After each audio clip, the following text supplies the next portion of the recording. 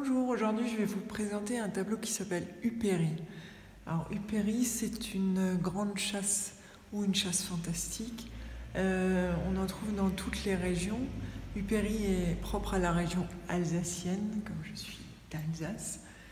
Et donc on retrouve ici toutes les symboliques des grandes chasses. En Normandie, elle s'appelle la Mesnier-Arnequin, par exemple. Mais à peu près dans toutes les régions, on trouve des chasses fantômes. Ici, vous avez Perchta, qui est plus propre aux chasses germaniques, qui est une déesse des pays donc, germaniques, et qui est ici avec ses Perchten. Donc, c'est des personnages souvent masqués qu'on retrouve dans les carnavals en Allemagne, en Autriche, en Suisse, disons entre la période de décembre et de février. Donc, c'est une ancienne tradition. Ici, on a les chevaux morts, puisqu'on dit que c'est une chasse fantôme et qu'elle traverse le ciel dans un grand fracas. On l'entend arriver de loin. Les chiens n'ont pas de tête, ils ont du feu qui sort du corps. Ça, c'est une interprétation personnelle. Ici, vous avez un peu le monde aplati, avec une montagne.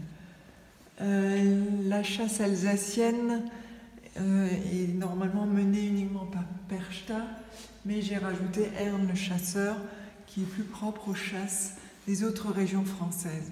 Donc Ern le chasseur, c'est aussi dans la christianisation Saint Hubert, et il tire vers le ciel, il tue entre guillemets le soleil. Ces chasses n'apparaissent qu'au mois de novembre, ce qu'on appelle la saison sombre. Elle marque en fait l'année celtique qui commençait au mois de novembre. Il chasse le cerf blanc qui est abattu, mais qui va renaître ici en Cernunnos et qui est là à moitié homme et à moitié cerf. Donc il est dans sa mutation vers le printemps et il regarde vers le soleil. C'est le soleil qui va lui redonner la vie. Ici vous avez une femme sauvage.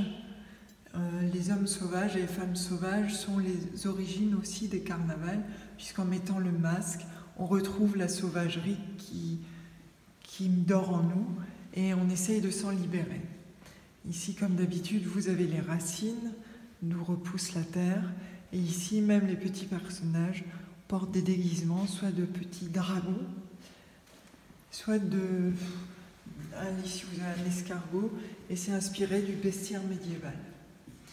Ici, vous avez un papillon de nouveau qui rappelle la vie et la mort, et toujours ces petits villages tranquilles qu'on retrouve sur d'autres peintures.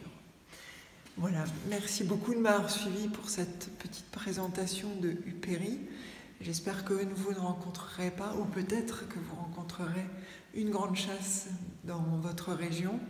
Et si jamais vous la rencontrez, je serai très curieuse d'entendre l'histoire. Au revoir.